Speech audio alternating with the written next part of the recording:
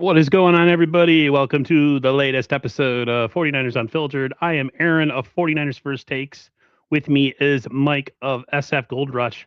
A lot of news to cover today, Mike. I did not think a random Monday in March would have so much to talk about. Yeah, But we got we got the league meetings going the on. Yeah, I was waiting for like this week's show to be like postponed till next week because there just wasn't much happening. And all of a Mhm. sudden, we have this huge news dump on Monday. So, how you feeling? Good. The three-headed monster all talked, the last 2 days. So excited to get some tidbits. I think some of the national media or even some of the beat writers actually asked some decent questions this time. And Yeah. so, yeah, it was cool to just see them talk and just to see, where they think the team is and just their demeanor too. I think that says a lot. If they seem stressed out about, where the team is at or, you know, but I think it was good. We got a couple of tidbits out of it. Yeah, I don't sense a lot of stress right now, to be honest with you, but it is also March. But I think this Yeah. is a different feeling this off season. Yeah. Um, the, something that was brought up yesterday and into today was the Trent Williams contract situation. It seems like talks are starting to intensify towards a deal, which is something that I think is really non-news because they didn't really have another option. We've talked about this on the every week show. We've talked about this on the Cover Three podcast. So we're just going to touch on it briefly. And just the Trent Williams contract is under, they're doing it. Hopefully they could get it done before the draft. I just, I'm interested to see, Mike, what this contract's going to entail. Like the Yeah. Niners have to protect themselves somewhat. You know what I mean? Regardless of how desperate they are, there's got to be some provisions in there that help them out just in case, he can't finish his contract or he decides to leave after 1 year or whatever, gets injured and can't come back. I think the biggest thing that we're down with them is just like it's a lot of money for a guy who's 38 years old, and but from what I've seen from other content creators, they seem to think that the Niners will not address offensive tackle until he's not here anymore. Like that doesn't even come up on their radar in the offseason to talk about. That's what I get out of it. I mean, all I got out of the Trent Williams things from John Lynch was breaking news. There's no breaking news, right? There's Like no breaking news. it's nothing's changed. They're in negotiations, and as time gets closer to camp and all that stuff, that's when pressure gets on and something will get done. I get you when you're saying that they need to do something to protect themselves. I don't see Trent as that kind of guy. He's going to want a lot of guaranteed money regardless, but who knows how it's going to shape out. But all in all, it's the Niners' fault. They backed themselves into this corner. They had multiple years to prepare for Trent Williams' departure, and they chose not to address it whatsoever. Not even like a backup squad, like practice squad dude, just in case Trent leaves. They're like, no, we're not even gonna pretend that he's gonna leave anytime soon. So Trent's taking advantage of it, and I mean, you can't really get mad at him. Nope. So it's the Niners' fault, man. It is what it is, and they will probably end up paying in the bag. And from what Kyle seems, Kyle's like, yeah, I love Trent. I want him back, and I don't think he's gonna go anywhere. He better not. This season's a disaster. I feel like the Niners hint at a lot of change every single offseason, but it never really happens until it actually happens. Check to see if your microphone is actually selected. Sound a little echoey. Try to help you out. Sorry, I didn't mean to embarrass you. Oh, let's see. That's why Aaron is Aaron. Yeah, baby. There we go. All right. Testing. Nice. Testing. Testing. All right, One, there we go. Cool.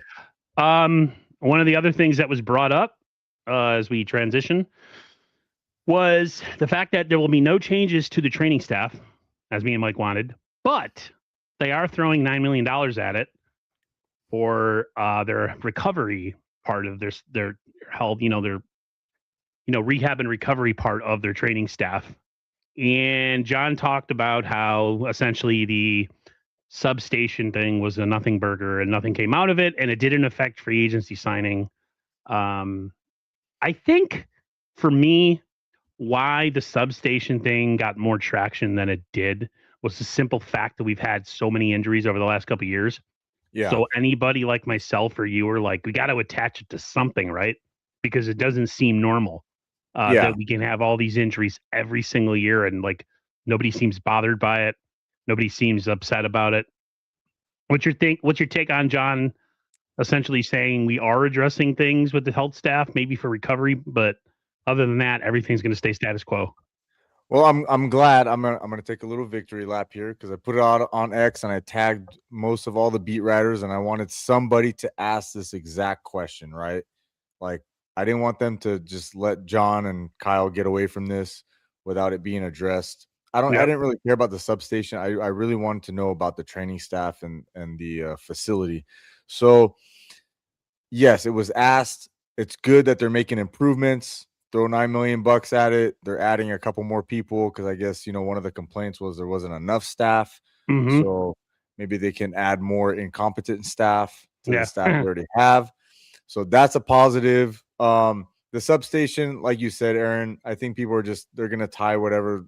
There could have been a Walmart across the street, and people would have been like, "Hey, is there a correlation with Walmart, being close to the practice facility? Like, why are they getting so injured?" To me, Yeah, I don't care. Most of these guys aren't even there long enough anyway for any major damage to happen if there is whatever. But put that away. I don't care. As long as they upgrade the training facility and make the guys more comfortable, whatever helps. Even if it's 1% better, right? Yeah, I was surprised that they even did what they did, to be honest with you. The substation thing to me, I was kind of hoping there was something to it. You know what I mean? And that I they would mean, make a you need drastic an move. explanation, right? Right. They would make a drastic move, like something that would get someone like me and you to shut up talking about injuries would be if like they did something catastrophic, like, no, we're getting rid of everybody. We're Yeah. bringing in a health staff from, I don't know, rugby or something to help guys recover. Be like, oh, you're going to help those guys recover. That'd be great. But Yeah. they still haven't done that. It's they try to chalk it up to bad luck and all that stuff, and I don't want to believe in that. Like, it's just bad luck. Like, That one is 10 years in a row, right? yeah, It's bad not luck is like bad luck. something happened in maybe 2-3 years in a row, not a decade. And I Yeah. get, it's amazing how much heat I got again during the season, and I'm sure you got talking about it on X, like bringing up injuries all the time. But it was like anytime me and you made like a reaction video to a game, especially last year, I remember you saying things like, "Oh, the Niners win the game," but But unfortunately, was always followed by unfortunately we we lost lose 3 more another. starters. We lose every game that would end, we'd lose 3 more starters. Yeah. And I remember getting people like so mad at me, like, "Why do you bring that upon us?" I'm like, "I'm not bringing it upon us. Like, I have nothing to do with it. I'm Yeah. the one who's pissed off about it." Papa J say it was Timu equipment that they're Temu using. Yep, equipment. Love it. right out of the Timu handbook. Oh Yeah. man, I wouldn't be surprised, guys. Seriously, like it's nice though that they did something. I'm glad they addressed it in some form or fashion. It's just too bad it's taken this long to do it. But hey, it's better than nothing. Yeah. At least it's something that we could say like, hey, they put. Something. I mean, when you get the grades from the players and the players give you maybe I'm gonna assume they talk to the players and were like, "What do you guys mean? Like, what's this grade for?" And they might have just said, "You mean we need more trainers, we need more Yeah. attention." And so they went out and they instead of having the Three Stooges back there, they got the Three Stooges plus two working on these players. Well, they Every need time I more staff because there's so many injured players that the staff there can't handle all of them. They need exactly, reinforcements. yeah, they have so many people missing or so Mhm. many people injured all the time that it's just not enough. But yeah, that was one of the biggest things that happened, and I'm glad that happened because it needed to happen. And now it's just a matter of what can they do, hopefully this season that they didn't do last season, stay healthier. Yeah. Because they brought in a lot of older players this offseason, which we all talked about the last couple of weeks. Like we're happy Mike Evans is here. We're happy a guy like Christian Kirk's here for a short time to help with things as this offense starts to transition eventually, maybe to some other players that are coming through the draft or something.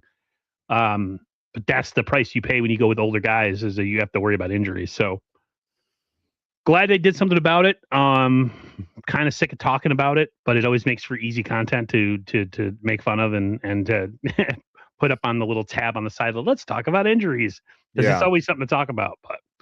But speaking of injuries, a guy who gets Speaking injured a of, lot, Joey Bosa. mhm. John Lynch made a comment about how Mama Bosa would love to have Joey and her son oh my God, Joey Bosa, Nick Bosa play together. John's exact words were, we might not be able to afford Joey Bosa. I poo-pooed the Joey Bosa idea from the start anyways. I know you were a little bit more like you wouldn't mind it so much. And I said that, yeah, we were talking about them being frugal last week and that they kind of play the, I'll give you money, less money to come here because of our tradition and what we do every single year. But in this case, I'm okay with that. I'm okay with them going with that route because I'm not overpaying for Joey Bosa. Not at this point in his career. No, yeah, you can't overpay for Joey Bosa. I just see it as a need that they have to fill still. And I don't think you can just fill it in the draft. I think you have to do both. I think you need one guy who's a veteran that can come in and help out. And you also need somebody, a high pick in the draft. I think they need two defensive ends to come in because you cannot rely on Nick Bosa, right? He's coming off his third ACL. You can't just say, okay, Nick is penciled in there, and then we'll have Samo and a draft pick. Like, no, that's probably not going to work. You need another pass rushing defensive end, not a Michael Williams, not a run stuffer. You need a pass rusher because obviously we saw what happened once Nick went down last year. Our defense literally went to shambles. So if they don't want to, I don't know. I think they need to address it with at least two. Yeah, they need at least two players to come in here and be part of that. I mean, Keon White is in the building. I know he doesn't really excite a lot of people, but he is an edge. So there's that. But we need at least two more. Not good enough, Aaron. It's not good enough. I would draft an edge early, and I would draft an edge in the 4th round too. I wouldn't care. I'm not against overpacking one position in the draft this year because if anything was blatantly obvious last year is we didn't get any pressure on the quarterback. That turns into not a lot of turnovers. That turns into not being able to stop anybody. That turns in people, and then teams are running the ball on us too last year. So it was like we weren't really stopping anybody. If teams are not scoring and doing things, it was usually them making their own mistakes.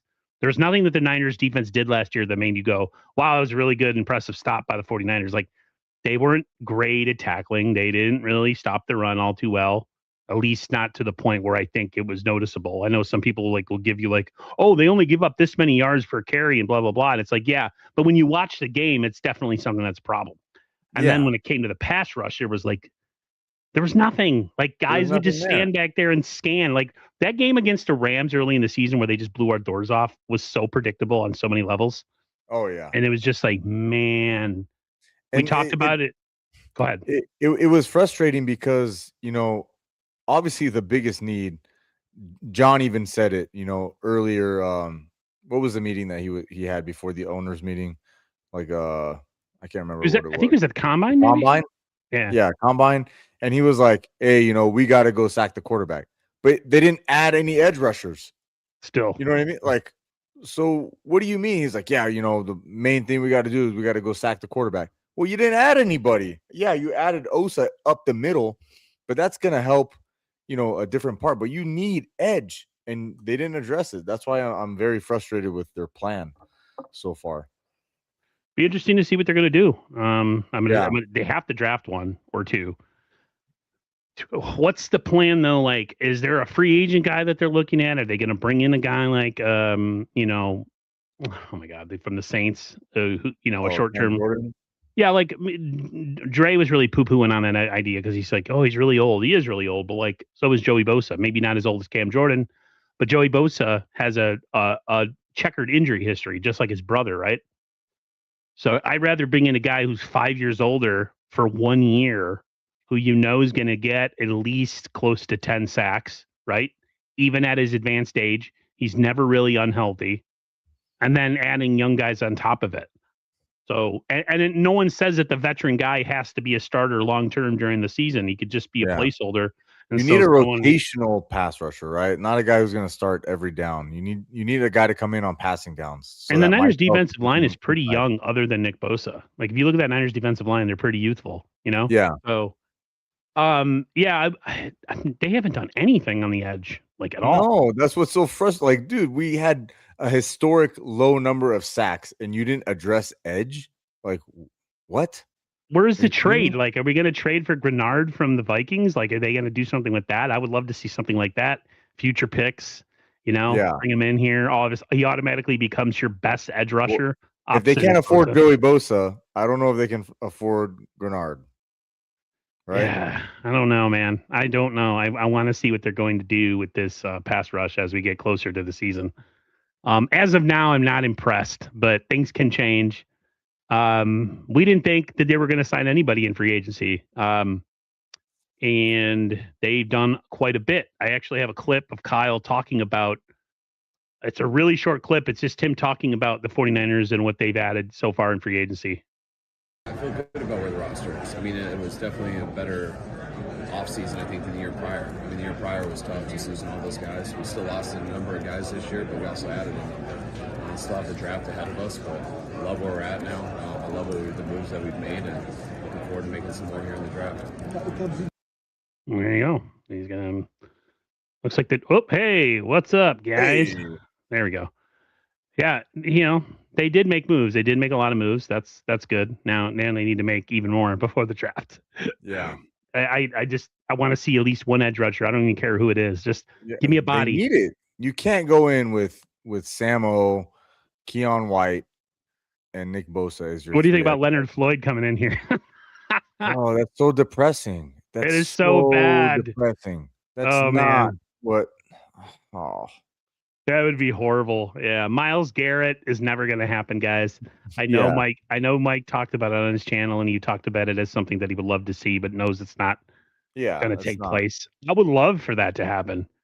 And we made this comment on the Cover 3 podcast on Friday with the guys that said, if you're going to give anything away for any player, Myles Garrett is the guy. Yes, because he's a future Hall of Fame pass rusher. There's not anybody like even the Grenard trade. If somebody was like, "Hey, it's going to cost you more picks and this, that, and the other, but Myles Garrett is available. What do you think?" I'm like, absolutely. I mean, dude, he's one of the best pass rushers in the modern game. He's probably better than Bosa at this point in his career. Oh, like he's not a Hall of Fame. He's a game wrecker. We were talking about this on Friday. We gave up 3 first-round picks for Trey Lance. You're telling me you wouldn't trade that for Myles Garrett? Absolutely, I would. Like, send it. And how often is Myles Garrett injured? Never. And how often is a player of Myles Garrett caliber available? Never.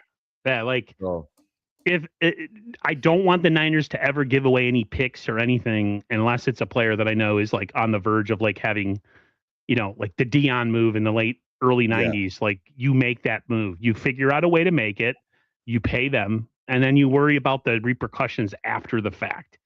Absolutely. Like that would be the only move that I would say like, oh my God, they're bringing him in and then Nick's coming back and then maybe they draft another edge player. And then all of a sudden it's like, wow, okay.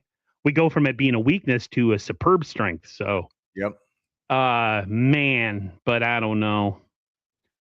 Kenny says, too many pass rushers in the draft are small, short arms, small hands, lightweight, unfortunately. Yeah, but they're cheap and you can get multiple of them. So I don't know. And they don't have, if they don't have an injury history, they need to come here. It's not the opposite. If somebody has an injury history, I come to the 49ers. Like, no. If you have any type of injury history in college, do not come to my team. Get away. I don't want you here. I'm so sick of it. I'm so annoyed by it. There was a point that they were talking about. I know John was talking about it. Or was it John or Kyle? I forget exactly, but they were talking about the Bills made a better offer for the 49ers. But Mike Evans chose the 49ers. I know we crap on the Niners all the time. What do you say about that when a player had an opportunity to go make more money in a place with a quarterback like, Josh Allen. Yeah. And decided, you know what? I'm going to go to California. I'm going to get taxed to hell. But I'd rather play with Brock Purdy and Kyle Shanahan and have a chance to go because I know they're going to put a roster on the field that at least is going to give them a chance to compete before injuries set in. What do you think about that? I think that speaks incredible volumes about Brock Purdy and Kyle Shanahan. Because remind you, Mike Evans didn't only turn down Josh Allen, he also turned down Baker Mayfield, who had a pretty damn good, last couple seasons as well. Yes, he did. And so he turned down Baker Mayfield, Josh Allen to come play with Kyle and Brock and get taxed to hell, like you said. So, I mean, I think it speaks volumes. It just shows you what the rest of the league, the inner circles of the league, think about Kyle and Brock, and the mastermind that's behind him. And I think, Mike thinks he can really flourish in this offense, and maybe he had to get sold a little bit by George Kittle. But I think it just speaks volumes. I don't think people are talking about that enough, like who he turned down to come play with. You know what I mean? Papa J says he's off of Bible study. God bless everybody. That's a great attitude. Mhm. That's great. We need more of that in the chat. Yeah. No more fighting. We're on the same side. Yeah, I think it's great. I think it's great. It says a lot about the organization. Like we criticize them, right? Me and you. Yeah. We're really hard to please. We're kind of like old school. Like we haven't won in 30 years. Nothing you do is good enough. But at the same time, like the Niners, even like my brother, from his perspective, being a Dolphins fan, he's like, your team has got a really great reputation. People speak glowingly about your organization. There's always like the Niners don't have a stigma, say like other teams like the Raiders or the Browns or other organizations that don't pay, or they got people in ownership that maybe have a shady side as far as like they only hire certain coaches that look a certain, that are a certain color or something. You know what I mean? Like there's guys like that own teams in the NFL They who don't are take like care of their players and they don't take care of their players. They're maybe they're a little on the prejudice side, whatever. There's organizations out there and they have owners like that in this league, and at least, whatever we say about the Niners during the season and all the criticism we make, the one thing I could actually say is like the Niners are thought of as one of the better teams in the NFL, and a lot of players from the outside always speak glowingly about them. Now, that needs to translate into things. That's all good and dandy. And I'm glad that the Niners have that sort of, rapport within the league, but that doesn't mean that, that's all great. But like, we still got to pay for players. They still got to come here. We still got to draft. We got to do all those things. Super Bowls, Aaron. Yeah, all that goodwill is great, but it doesn't win games. So it's cool to be thought of in that way. I'm glad he made the decision to come here. But at the same time, like, we got to go win. We got to figure out a way to stay healthy this year with all these grandpas on the roster, especially on offense. We have such an old offense. Oh my God. Yeah. But if they stay healthy, there's a lot of depth. Especially if a guy like Pearsall stays healthy, which I have my doubts about that, but I'm hopefully proved wrong. And, everyone can throw it in my face during the season and tell me how much of a horrible fan I am, that I criticize him so much. But Kenny said that Kenny 49ers says the Dolphins get to do a real rebuild. It's exciting, Kenny, but it's also kind of pathetic because they're in that bad of a place. Like they're only exciting if they end up working down the line, like where you make all the right draft picks, you make the good free agent signings, you have the right coaches and everything. Well, we're not going to know what this particular group with this GM in Miami and this coach are going to be for about 3 years. I know next year's draft is they said the best quarterback drafts ever. Oh, wow. So the Dolphins, if they're smart, don't win a bunch of games this year. Suck hard. Why they blew up everything, right? Yeah, suck hard, and then get into the top 10 as close to the number 1 pick as possible, and go get yourself a franchise quarterback and do it the right way. Do we play the Dolphins this year? I'm not sure. Dang it! I hope we do, so we can beat their ass. Yeah. That'd be the year that we go to play them and they beat us, and my brother's like, "Well, we said what?" No, I'm not sure. One other thing that was talked about as we moved down the line of topics was the left guard spot. The 49ers, of course, let me bring my notes up in here. They brought in Brett Toth at center, of course.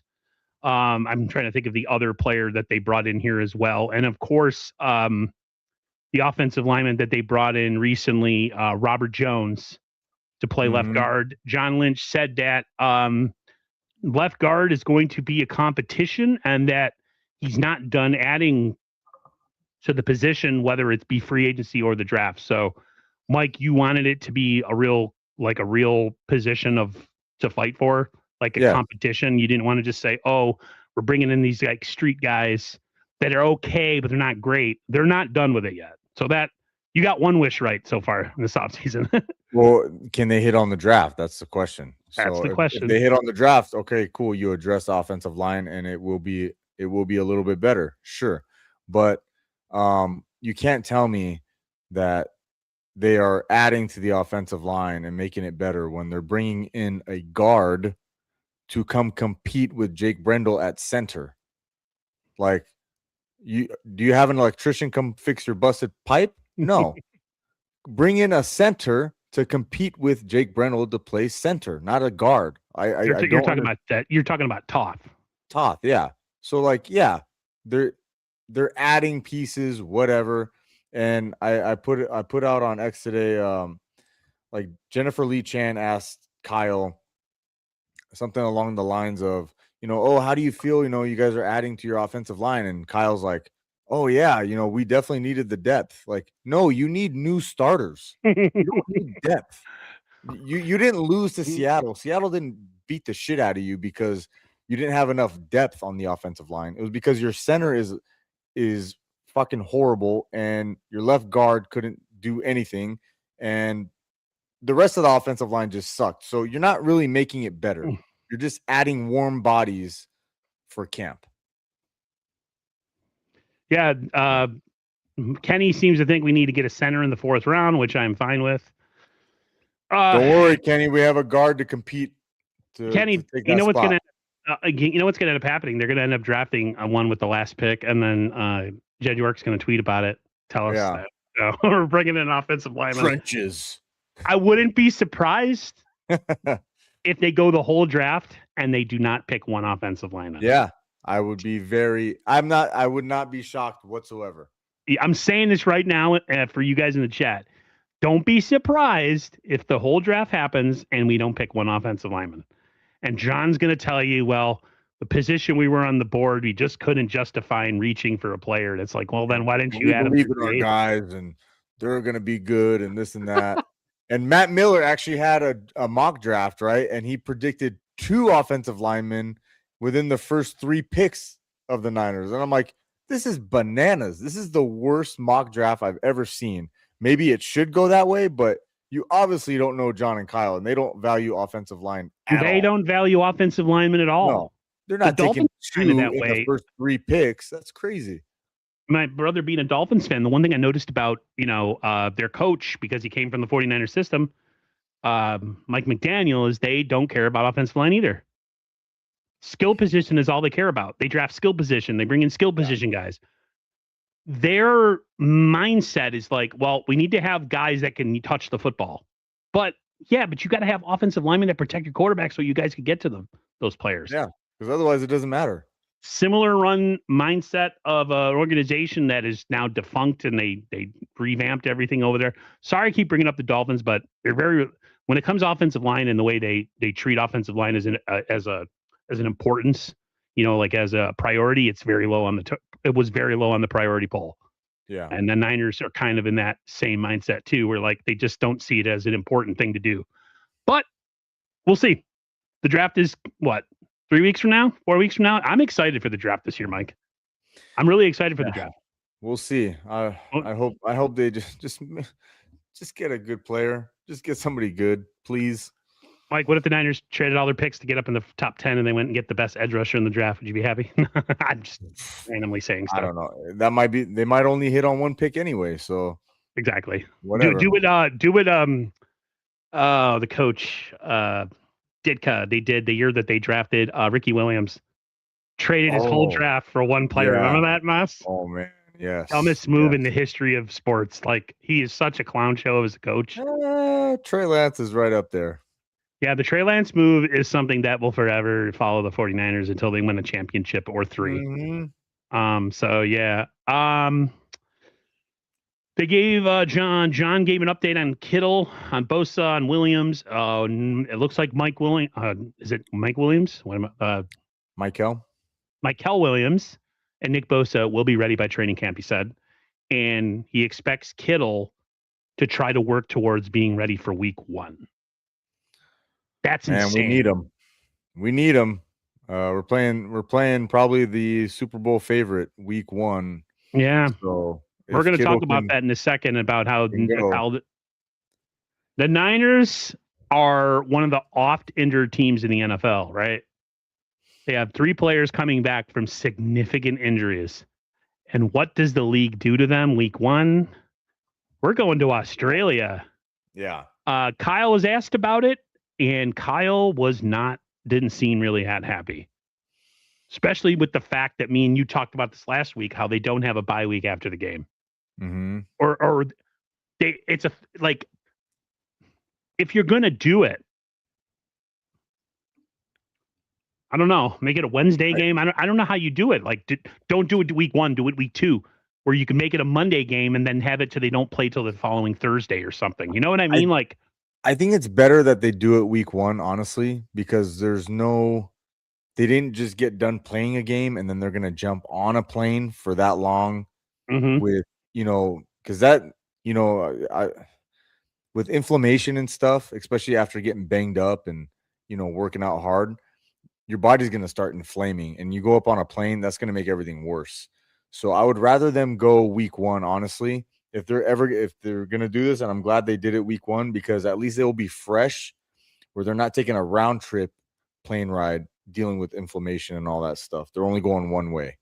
Yeah. And, so I think it's early in the season too. So it's not like they have a bunch of games behind them.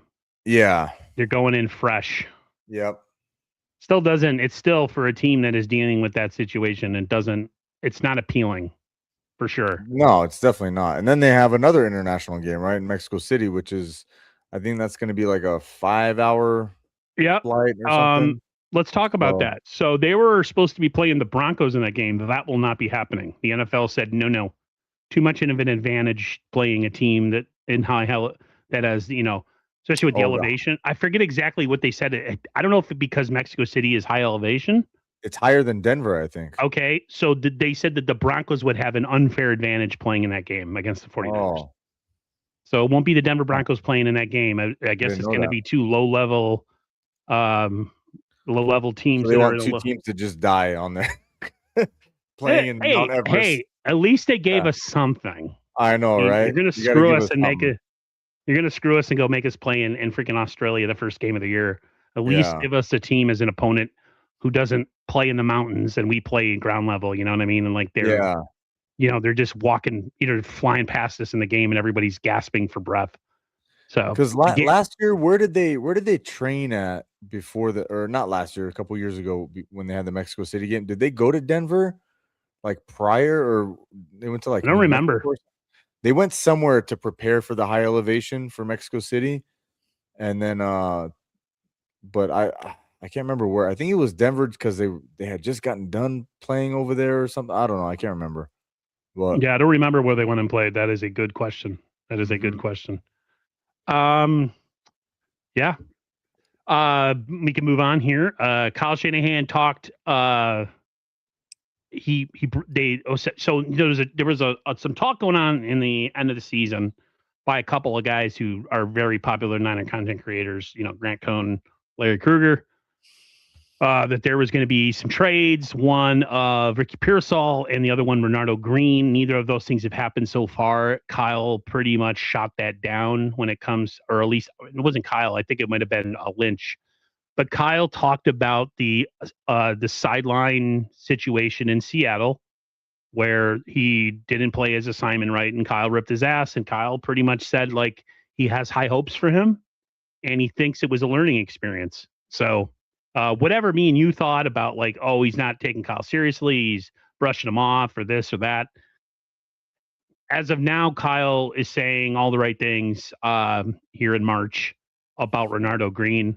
I like Renardo Green as a player. Is he going to be one of the greatest corners of all time in 49er history? No. Is he a solid corner if you have a pass rush?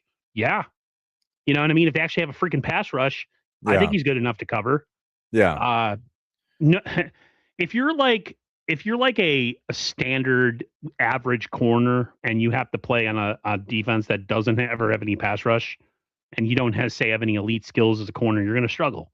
Yeah. Like even Deion Sanders, I mean, he'll run all over the field with guys, but like there's only so many seconds that you can run around chasing somebody and covering them before you get tired or they make a move that leaves you in the dirt. So I'm okay with the Bernardo Green situation. Unless there was a player that was going to come in here that was going to set the world on fire. I mean, they brought in Hobbs, the free agent from Green Bay who played in with the Raiders. They said that they were trying to get him a couple years ago because of his versatility about being able to play inside and outside, which is, I think that's an under the radar move that we made this offseason. Mike was bringing in Hobbs. Really? Yeah. Because we already have Upton Stout, who played really well last year, right? Yeah. And then you have your two starters, and then you have it's not Daryl Luter who's going to be your backup corner. It's going to be a guy like Hobbs, a veteran player. Yeah, he struggled in Green Bay, but he really did well with the Raiders. Yeah. So, players have bad years. Players struggle. Maybe they go into a different scheme that doesn't fit them. I'm glad it's just not Daryl Luter that's going to be out there or anybody else. Yeah. Like, man, so that was a sneaky good move that they made in the offseason. I really like the Hobbs move, and I'm happy that they're keeping Green. What do you think about all of that? Yeah, for a while. It seems like I'm hoping Kyle and Green, they put their differences aside, and Green realized, he's the player, Kyle's the coach. You can't front him off like that on, national TV and on a playoff game, act like you're better than everybody. But it seems like, he's had a couple posts on social media recently showing like he's like motivated to play and like prove people wrong. So I'm hoping it pans out. I mean, obviously, as a Niner fan, you want all these players to turn out good. And like you said, if we can get some pass rush, it should help. Yeah, I don't think he's terrible. I think he's an average corner, and we could use him. And hopefully, some pass rush will up his play. I think the pass rush will help everybody's play. I mean, the Niners don't really have a dynamic number one corner. I mean, Demo's pretty good, but Demo struggled last year. He struggled a lot. He talked a lot. But I don't know, man. I chalk up a lot of last year's defensive struggle just to the fact that they had nobody up front, man. They just didn't have anybody up front. Of course, Demo's going to struggle. You can't cover for 20 seconds. I just feel like the defense. One part of the defense affects the other. Like the pass rush could be really good, but if you have an awful secondary you can't cover, then they're going to get exposed if you get any type of pass protection. Mm-hmm. I feel like a average to slightly above average secondary with a really good pass rush can really do some things. Yeah, and we saw it the first couple of weeks, right before the injuries started getting too crazy. The defense was wrecking shop quite a bit. Right. So. And that little bit of part in the season where we started, where Bosa and Michael and everybody, we looked pretty good early on. But it lasted like one game, and then the injury ticker tape parade of injuries just started down the line. I want to talk about Kyle and John's jobs. They asked Jed about it, and Jed pretty much gave John and Kyle both kind of the thumbs up, but he did mention people eventually, if they wanted to move, go somewhere else, whatever. He's okay with that too. But it sounds, and I'm going to play a Kyle soundbite too that kind of echoes the same sentiment. But I'll play Jed first. He would hate that so much. I couldn't imagine him doing television. But I thought he did great on the Super Bowl. I think he did a really good job. I think Kyle's got 3 years left. Mm-hmm. I mean, I want Kyle to be here for a long time. He's been here for a long time. I want him to be here even longer. Mm-hmm. JL, I think I think it's this year and next, but I don't know off the top of my head. Like, I want JL to be here for a long time. But it's really, what do those guys want to do? Right, when you sit down and have conversations after 10 years, like where do you want to be? What is your life like, and how do you see it? And do you want to re-up to be a part of the 49ers? Do you want to do something else in our organization in a different place? I don't know the answer, but I have a great relationship with both those guys, and I hope they're here and they're with me and the 49ers and our family for a very long time. What are things? That was an interesting thing that he said, a different place in our organization, when I think he was referring to John Lynch. What do you think about that?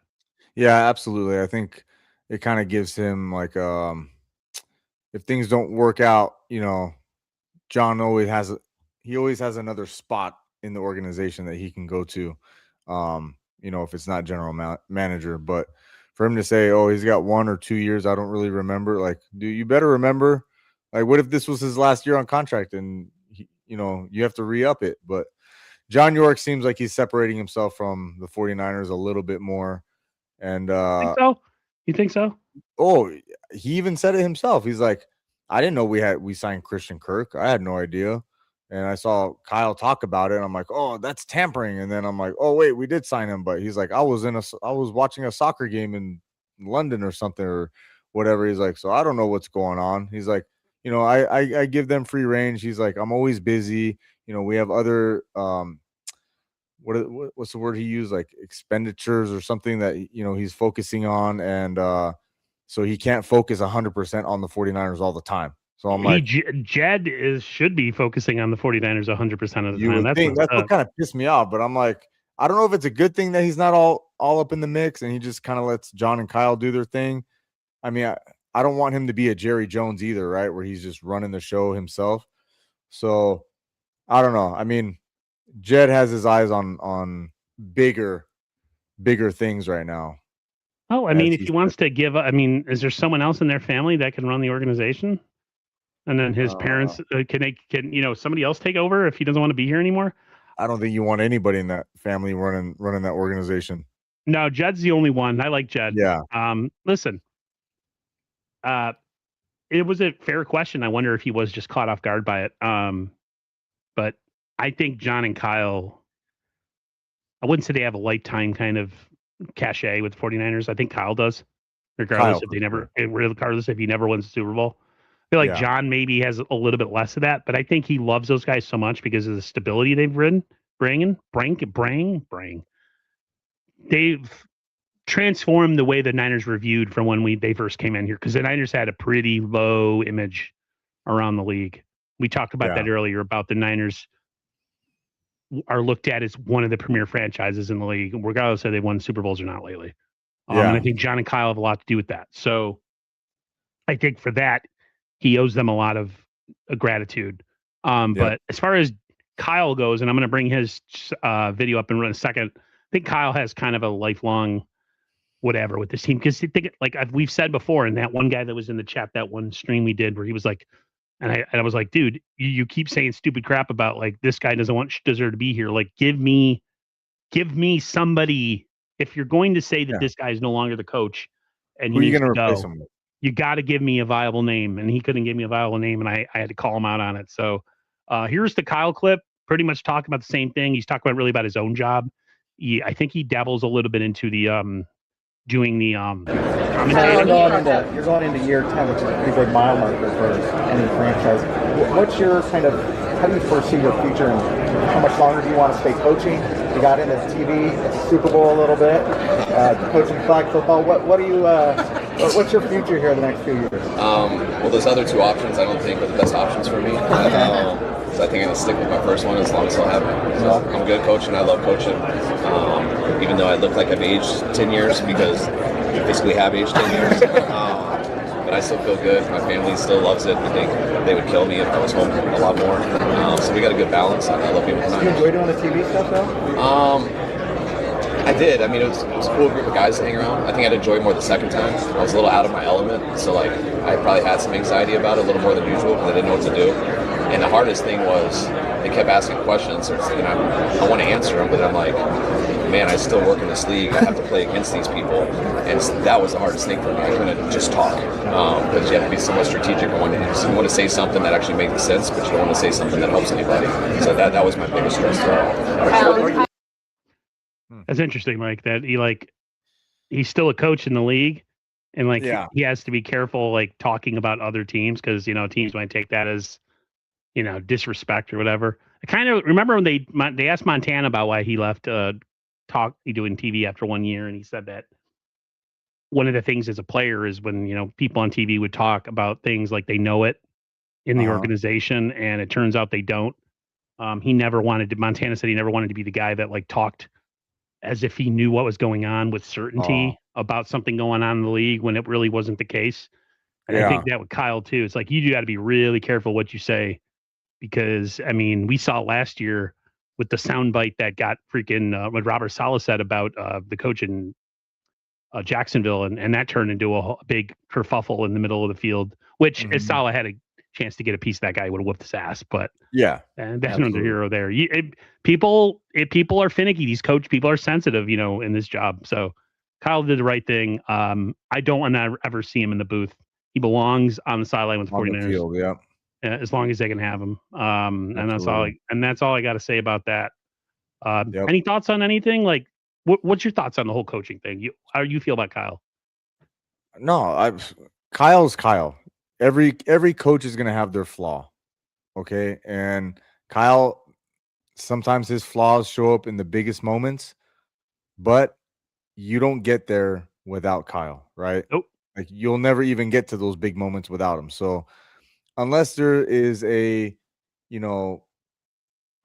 incredible coach available, I don't even know who, like, I don't know. Like, Kyle, to me, he's great. We're stuck with him. Not that we're stuck with him, but like, I want him to be the coach of my team, and I want him to get his Super Bowl. He deserves it more than anybody for how hard he works, for how smart he is, his reputation around the league, his reputation around other players, other coaches. And I don't want to trade. If I saw him leave, I would be absolutely heartbroken. And I hope he stays around for a long time and brings us some hardware. Yeah. Kenny said that, to be fair, no matter how long it takes, it's hard to win a Super Bowl. It's super hard to win a Super Bowl. Like, it's just, the Niners have just been snake bitten the times that they've been there. I think, just look at Andy Reid's career before he had Patrick Mahomes. How many times was Reid talked about as being a guy that came up small in the biggest moments when he was coach of the Eagles? A lot. And then all of a sudden you have a Hall of Fame quarterback who can run around for 55 seconds and then throw a touchdown, falling down backwards with his feet off the ground. You know what I mean? Like, all this crazy stuff that Mahomes does. Sometimes it's just the perfect mix. Maybe, I hate to say this, Niner fans, but maybe he stays here and we never win, and then he goes to another squad who has a Hall of Fame quarterback and they go and win 2 Super Bowls. That's just the way it goes sometimes. It sucks that has to be that way. I hope it's never that way. I hope it's here that he wins. But what he did last year with the roster that we had last year, with all the injuries, to me, that was masterclass coaching at its best. Yes. Like, he took a team on defense literally full of guys that were not even playing games in week 1 and were on NFL fields in week 17 or 18.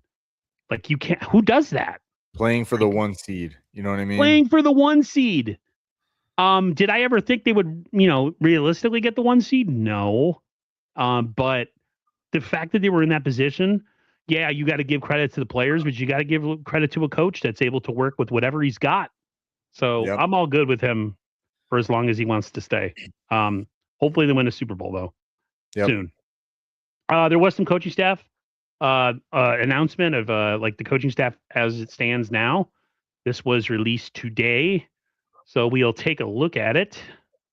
Let me take the comment off of screen.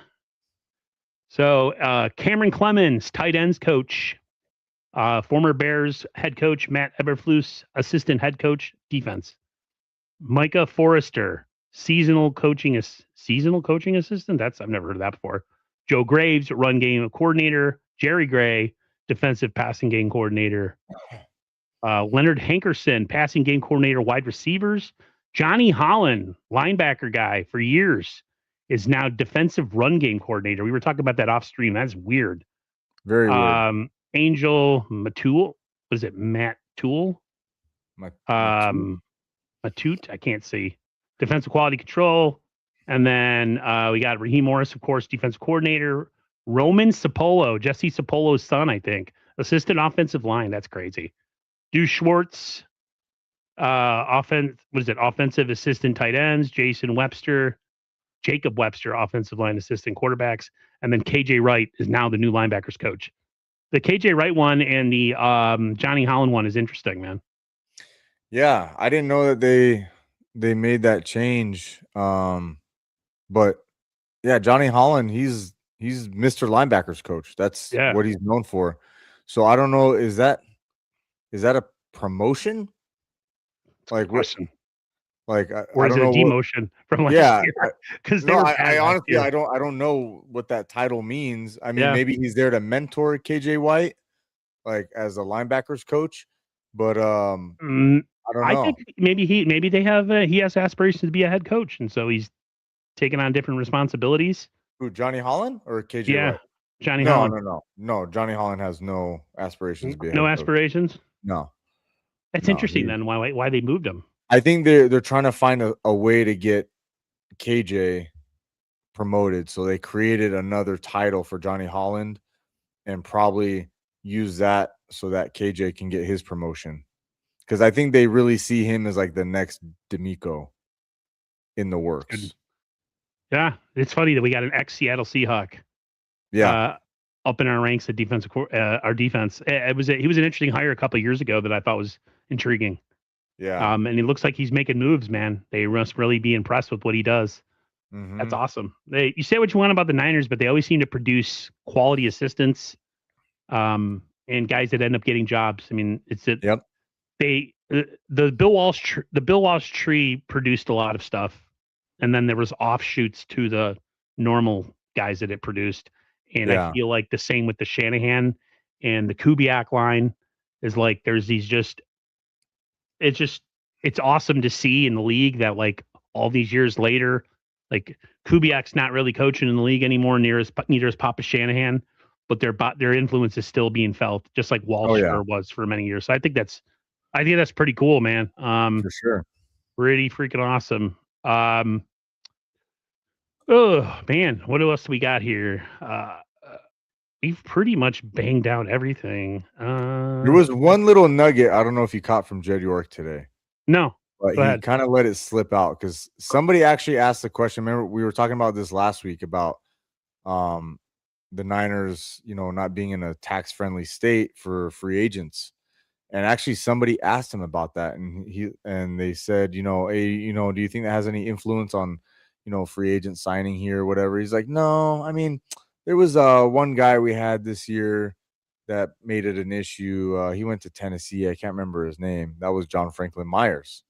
So we lost out on a top free agent on a very, very, very good player due to the state taxes. So I think that was like a little nugget that kind of flew under the radar, but it brought attention to me because we were talking about that last week.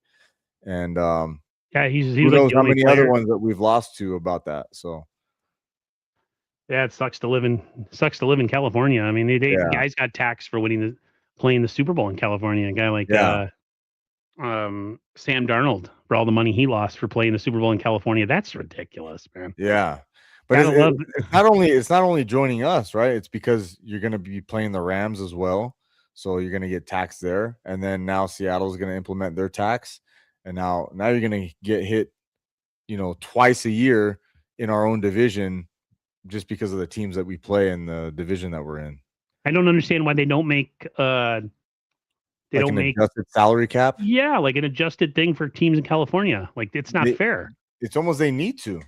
I don't know how that's not being brought up at the owners' meeting. Like every team has a 305 salary cap, but the Niners have like 335 or something. Like when you offset it, like just adjust it based on tax, like a flat tax across the board, right? That's insane. That is insane. Now, kind of makes sense why the Niners tend to lose out on always like the top guys. Maybe it's that's why I'm kind of like when they lowball guys, I'm like, I don't think they're really in that position to lowball because they're actually costing them quite a lot of money if you think about it. When it adds up, like if they put all that money in a contract, let's say a 4-year contract or something, and that adds up to be like $16 million difference and compared to playing somewhere like in Florida, you put that in an index fund or whatever, and in 10 years that can multiply into like $100 million. So, you know what I mean? It's like there's actually like a lot of money lost there. Or they could tell the player, if you play here, that there's going to be, like you said, maybe they accrue money in some sort of 401k or some sort of something that they can take a crack at after they've been in the league 10 years or something. I don't know. It's just crazy that they have to to fight the state tax. California is a beautiful place to live. I mean, you live in California.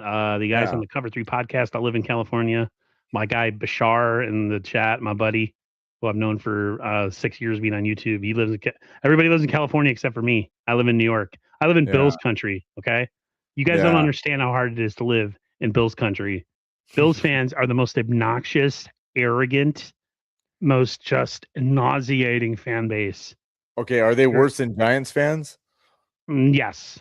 New York Giants fans? Okay. Oh, they're the worst. Okay. They're the worst.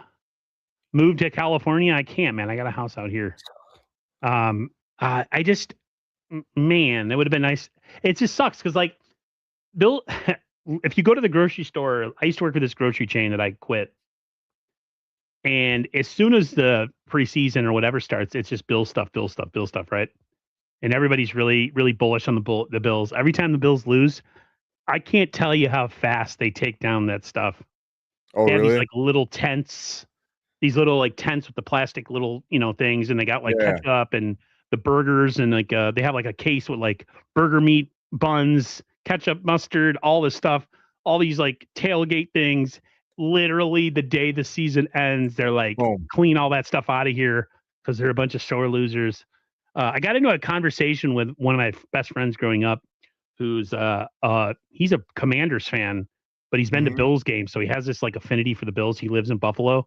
Okay. And so we were talking about the Bills last year. I know this is a Niners channel. People relax. So we were talking about the Bills last year, and I told him, I was like, the quarterback choked. He's like, he didn't choke. I'm like, yeah, he choked.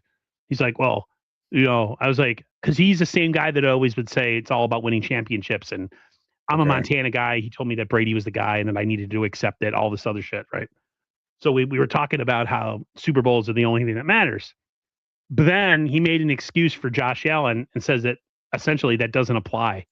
And I'm like, dude, he had the most perfect situation last year for him. Everybody was out of the way. Doesn't get any easier than that. And he completely had 4 turnovers in one game. Yep. So, yeah. Bills hey, you know who else is not a fan of the Bills and Josh Allen? Mike Evans. Apparently not. Suckers. They have a better. Hey, their quarterback's better than ours, and I could say that and not be like a dick about it, but like that's a good indictment on Purdy, like a positive indictment. You know what I mean? Very good indictment.